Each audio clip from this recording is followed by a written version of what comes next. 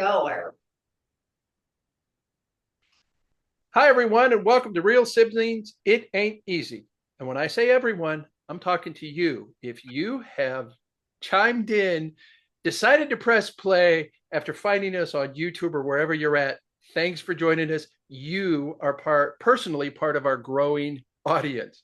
We're glad you found us. I'm Eric. She's Donna. We're the Real Siblings. And my sister is smiling and joking about all of this. This is a real estate and lifestyle podcast. I'm just listening there. And we blend real estate, lifestyle together to give you practical, pragmatic information that you can apply in your next real estate transaction, whether that's next month, next year, or even in a couple of years.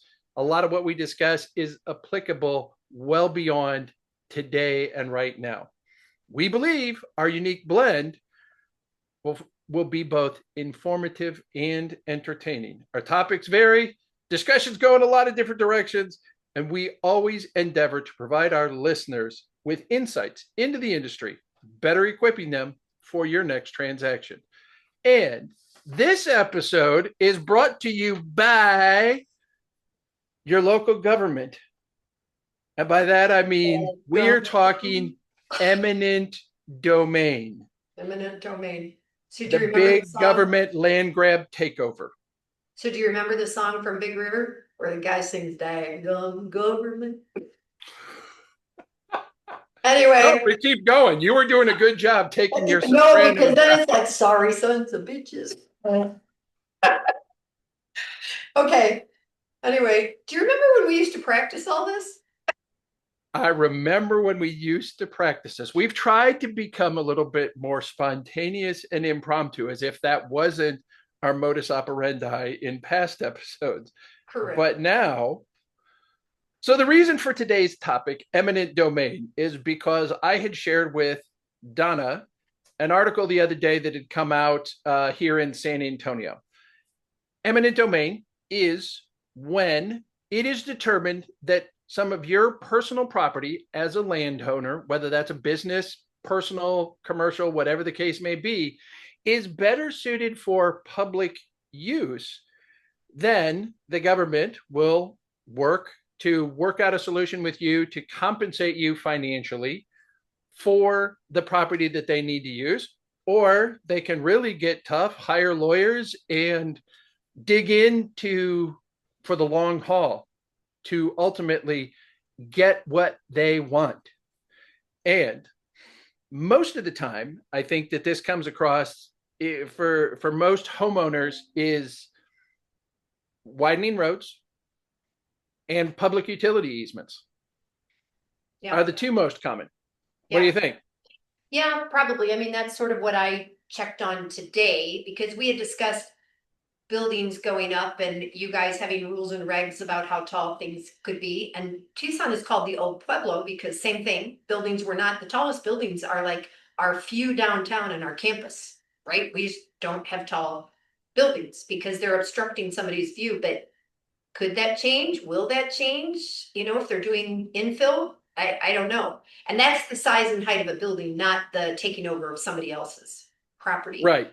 Right. So And the particular story that I had shared with Donna is about a business that opened in 1962 here in San Antonio area. It was down on the southwest side of town called Oscar's Taco House.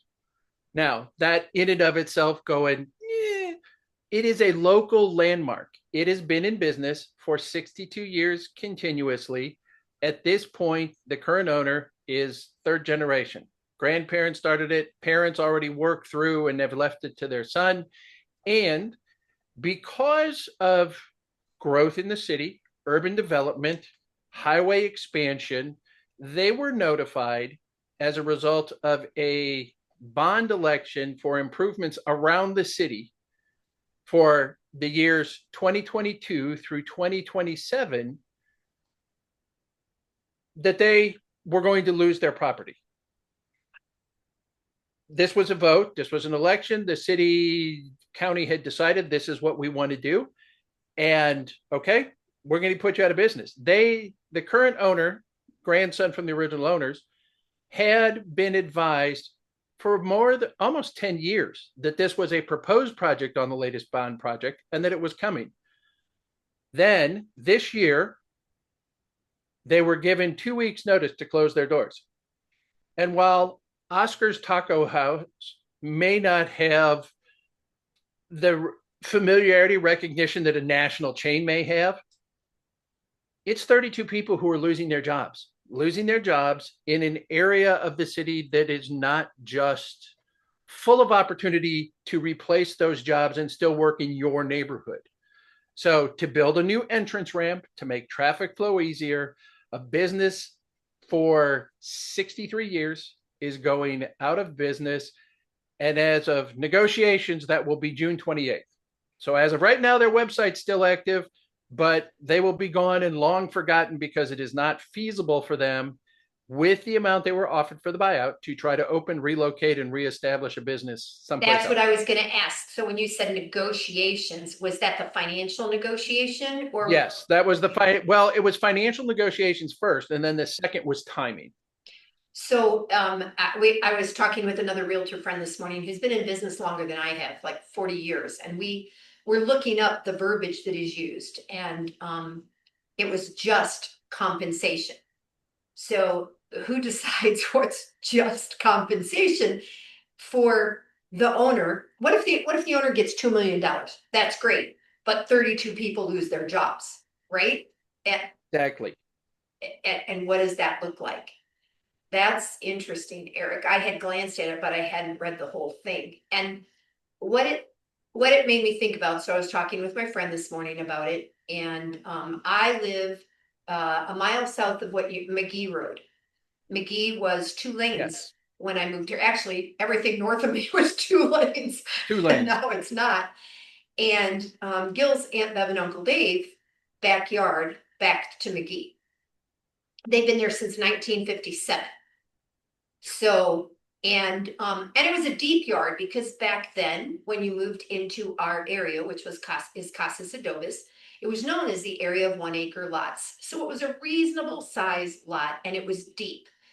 And in the back, I know that when Gil was a kid and stuff, they hung out, they had parties back there. People could park their RV or their camper back there. And there was a big group of oleander and trees between them and the street. And just saying there's tall trees in Tucson is a thing, right? You know that the property's been there a long time, but they lost a chunk of their yard when McGee went from 2 lanes to 4 lanes. Now, I didn't know them well enough to go say, how much did you get paid? And they still had a reasonable size yard. Everybody along there does, because they were all deep and wide. But at the end of the day, if in fact you bought a property and you paid a premium for a lot, and 5 years later, they're widening the road and you're losing some of that lot that you just paid your premium for, how much are you getting for it? This has happened a lot down near campus because the main drag, Campbell Avenue, was nowhere near wide enough to accommodate all the traffic through the years. When you went to started school, 78? 8. Yeah, good memory. How big was Campbell at that point? Was it 4 lanes with Probably a 4 lanes, and I think it's 6 now. And the campus itself has expanded. So not only like the place that was the pizza place when I was in college is now dorms, right? That whole area. So whether the university owned that or bought that, I don't know what happened there. But when you go that way and you go by the football stadium and things down on the east side of campus, you know that there were homes torn down, and now people live on a 6-lane road. That's. right? And there's I'll just say, let's use your aunt and uncle's property again. So Tucson is not known for having a lot of residential curb streets. Would that be fair? Like a lot of neighborhoods, the road doesn't have curbing. Some do and some don't, but you are correct. It's not, and we notice it. Right. So McGee Road, curbs or no curbs? No, berm, but I don't think curb. Okay, berm and shoulder, Yeah, right? yeah, So when it's monsoon season, there is a possibility that water runoff is different than it used to be yeah, because because of the a road. 2-lane road less water run off than a 4-lane road with the center median or that sort of thing. Yeah, So depending on the topography of that 1 acre, which okay, I've been to Tucson, it's probably mostly flat, but there is some variation. There's yeah, hills and yeah, rocks and yeah. dry washes, things like that. That now suddenly not only did they lose their land, but did it change The water flow or, the water flow and have a potential impact that way that impacts the yeah, individual landowner's property value? yeah. I'm gonna have to look and see if there are curbs now, because that's gonna bug me. Next time you drive down the road. But from what you were saying earlier, you were saying their road fronted and they turned into the main house. So, no, so, they lived on a street called Coma Bobby, which is one road south of McGee. Okay. So they would come into their house from Coma Bobby, but the Right. And then backyard. the parties and that people would pull off of McGee at the back of the property. It's not like they were No, driving. no, no, everybody still had to come in. Nobody could, Okay. So it's you not could not like they enter the lost a back garage. access Right, to get to the property as part of it. right. But still, there's a value to that. Yeah, And yes, compensation. But one of the things that helps increase the value is year over year ownership, maximizing the investment. Is yeah. that did I explain that well? Year over year. So when you buy a house and you've owned it for 10 years, Yeah, on average, every single year it appreciates at 3.1%. So that appreciation has a bigger yield if you own it for 10 years than if you own it for 5 years, yeah, of course. right? Yeah. If you accept a payment for what is reasonable value and you lose Future. 30%, do you think they lost 30% of their acre lot? Yeah, I don't know if they lost 30, but maybe 15 to 20.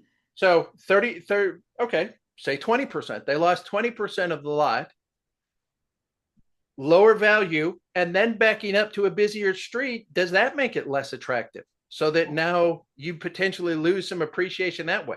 Yeah. The other thing that comes up with this, which is, I'm thinking about the downtown area, because a lot of the homes in the original downtown area were territorial, but they had porches. And in general, Tucson homes don't have porches. Have porches. And so if you think about people moving here from other places coming west, just like always, people bring their techniques and their styles, and it was before one builder built everything, and there was a lot of porches. So are we tearing down history when we're tearing those down? Or I am happy to say the city of Tucson has actually picked up some and moved them and put them into another space so that these homes could be used as art buildings and other purposes rather than tearing them down. Because one of my least favorite things as a person who travels the world and sees 700-year-old buildings is that we tear things down. We just say, ah, we don't need it, and we tear it down, regardless of what the history is. What we're just the generic American country is not great at preserving history related to that.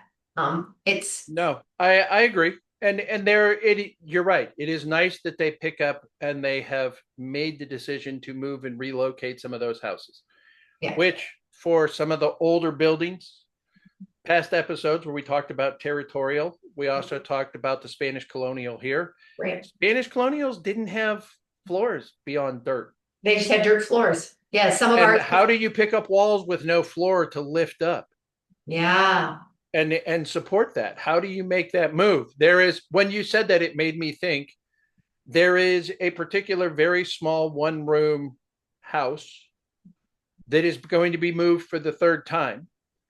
And it is significant because of O. Henry. Is it from downtown? It was originally in towards downtown. And at one point, the author, O. Henry, Mhm. Gift of the Magi, right? Yep.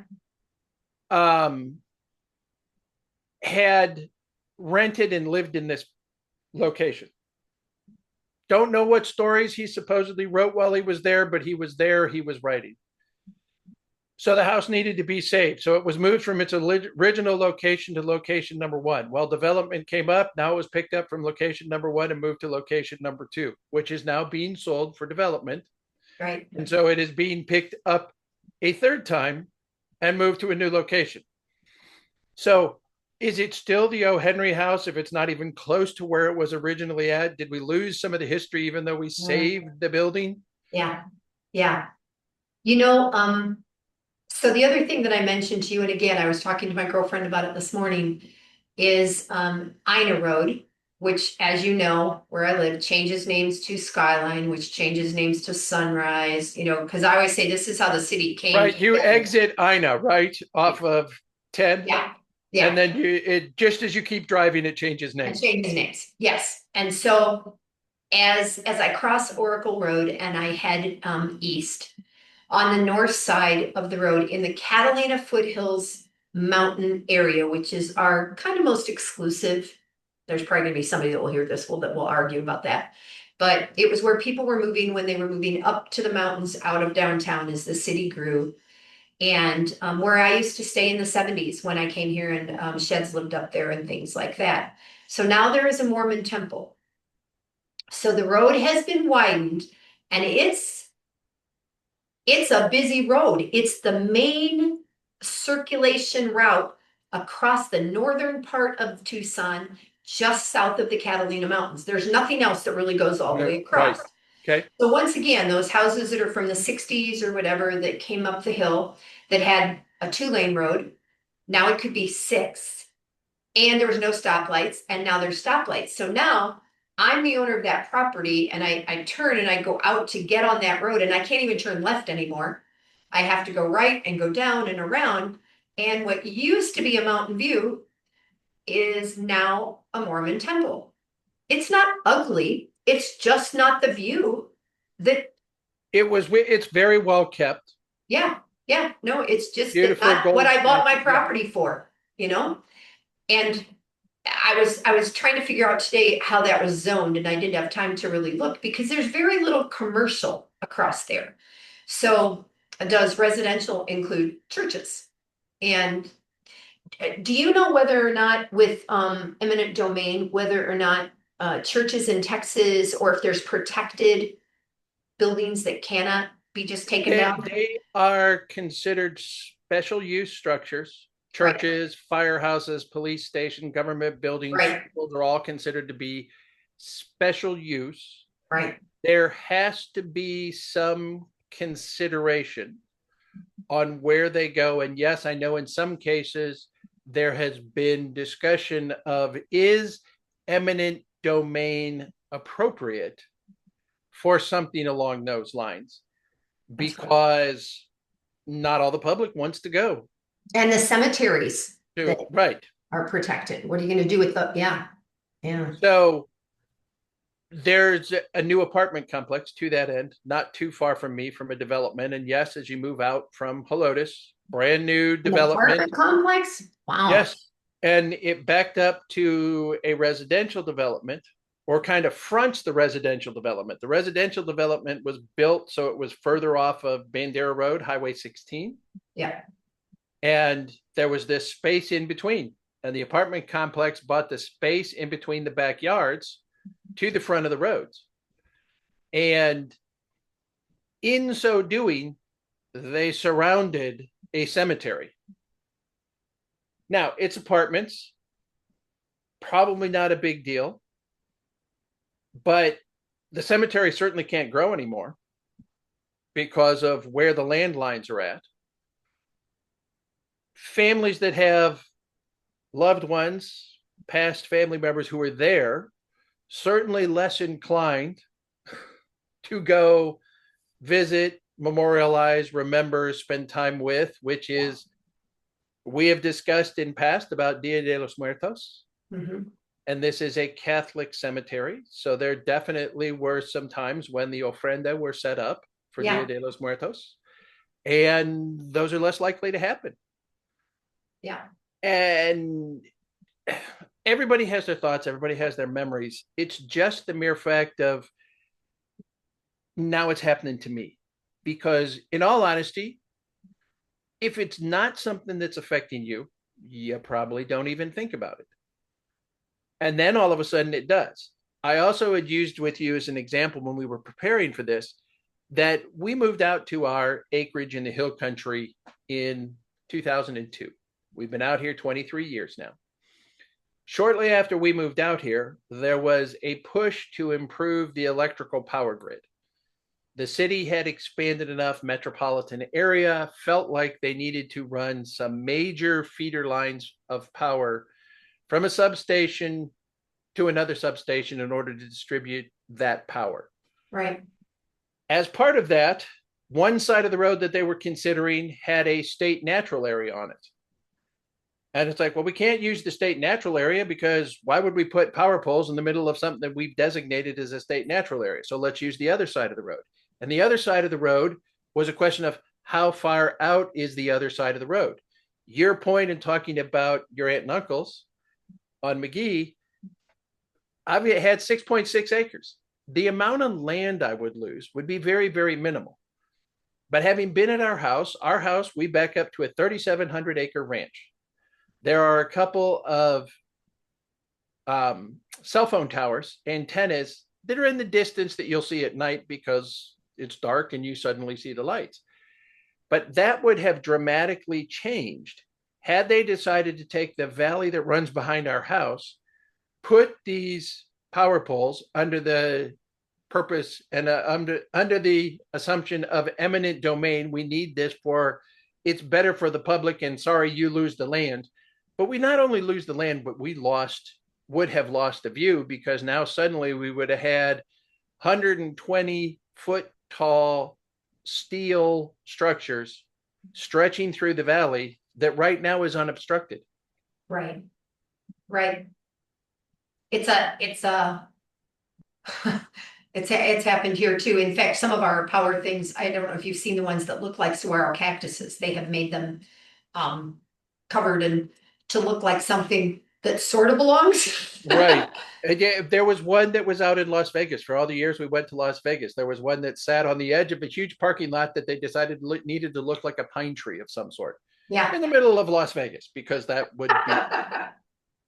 It's the same way we had a Paul Bunyan statue here. I don't understand what Paul Bunyan was doing here, but okay.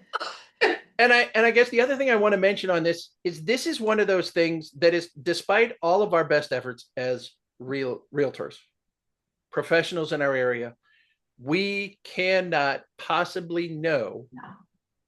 what the next plan is Right. that could be coming that could impact you from a value standpoint. Right. One of the things that's most miscategorized in my MLS is Greenbelt, which supposedly Greenbelt is, hey, there's nothing behind you. That is never going to be, never, air quotes, Yeah. going to be developed. However, too many times a utility easement is categorized as a greenbelt.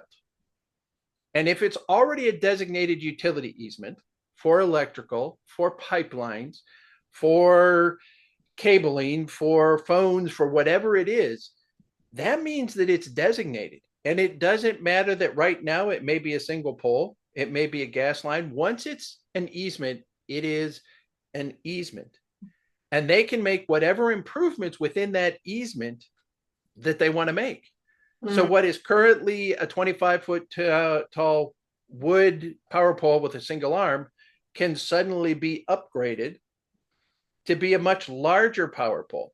I don't know if you experience it out in your area, but there are neighborhoods that are so close to the power poles, if you go out in the backyard, you can hear the hum of the electric going through the power lines. A few of them, I had somebody not buy a property one time because they were concerned about that.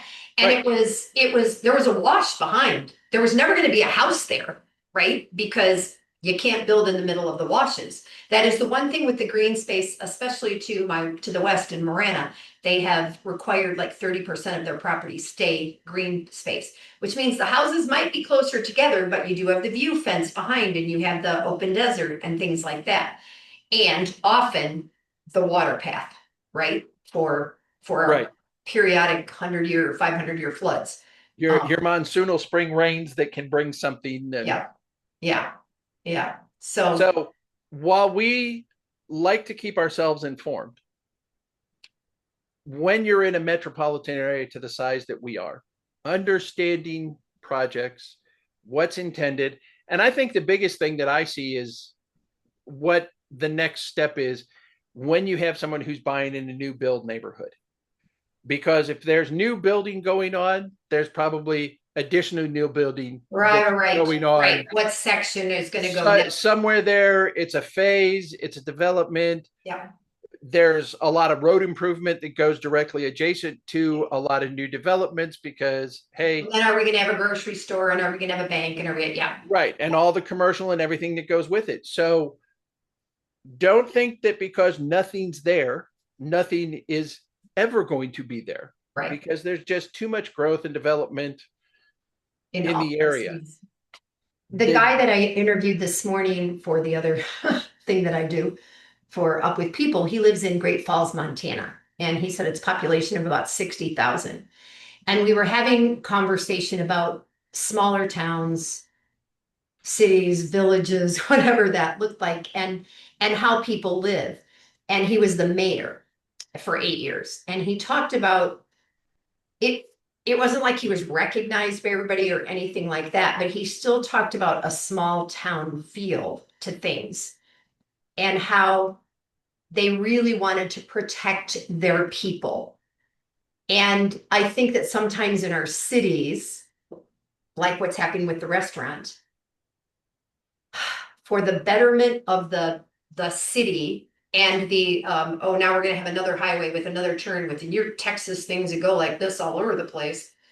Um, the people, those 32 people, are just a number. And I think in sometimes in the smaller communities, smaller towns, they're never going to have that. They're never, doesn't mean they're never going to have eminent domain, but they're never going to have that highway going around them to the third or fourth or fifth arena, like Phoenix, right? The 101, the 202, the 303. You know, I told Rich and Susan one time they lived in East California. They were so far. Yes, they were so far Yeah, west of downtown Phoenix yeah, to the air base that they were at. yeah, It's yeah. interesting when you say never, because I think for both of us that conjures up the hometown, Lindsay. Yeah, yeah, 450 people, population, highway or Main Street, which is State Route 590, yeah. has been State Route 590 as a 2-lane rural highway our entire lives. Our entire lives. Yeah, Hasn't changed, hasn't expanded, resurfaced. Yes, probably something on the shoulders before it got into town. maybe. Yeah, But the curbing, aside from taking the railroad track out and flattening the road right yeah, here as it goes through Lindsay, probably not a whole lot that has happened. And unless something dramatic yeah, or an extended period of time, let's go 100 years, would change, yeah. that's how long never is. Yeah, you're right. You're right. Erica, you've So, gotten, eminent domain, it's real, it's a thing, we can't predict it. I'm betting somebody who's listening has probably personally experienced or known somebody who has experienced it. that's what I was trying to And find out this morning. that's your 1 degree of separation because your aunt and uncle, Yeah. Aunt Bev, right? Aunt Bev and Uncle Dave, yeah. Yeah. Experienced it from a property they bought in 1957. And when they bought it, they probably didn't think that was nowhere near in their mind Yeah. that they were going to lose property at some point because the road behind them needed to be No, widened. no. And I think that the people that build that have that foresight are so few and far between. They're the ones that, had 100 acres somewhere in the desert. And I'm like, nobody's ever gonna go there. And then they do. And then they're there. Yeah. And Yeah. so that's it. I, That was my thought on eminent domain. Thanks for letting me express my idea. thank you. I appreciate it. You come up with the topics and I go, oh my Lord, I know nothing about that. So, so should I wrap this up? You do it, sis. Do it. All righty. Thank you for joining us. And per my brother, sticking with us all the way to the end. We don't take it lightly because we do know that you're all very busy and it's easy to just start and not finish. And we appreciate that you're committing time for us and this podcast into your routine. As we conclude, we hope that our conversation and insights today maybe opened your eyes to some things that you hadn't thought about before. And we hope that you will consider us when you are looking to find that perfect home, create memories, and live a wonderful life. But Donna Reed, Santa Claus. Yeah. It's not just about houses, it's about the lifestyle and a blend of the two. So, as a reminder, we are both realtors with Keller Williams, and we are here to assist you. I am in Tucson, Arizona, in southern Arizona, and Eric is in the San Antonio area, in the Texas Hill Country area. And we would be happy to help you. If you are somewhere else across the United States or even around the world, we do have extensive networks and we can help you find a professional real estate advisor to assist you. So remember, you have a look on your face, Eric. Remember, it may be simple, but it ain't always easy. And until next time, I'm Donna. And I'm Eric. And we are We are real Real siblings. Siblings. Thanks, y'all.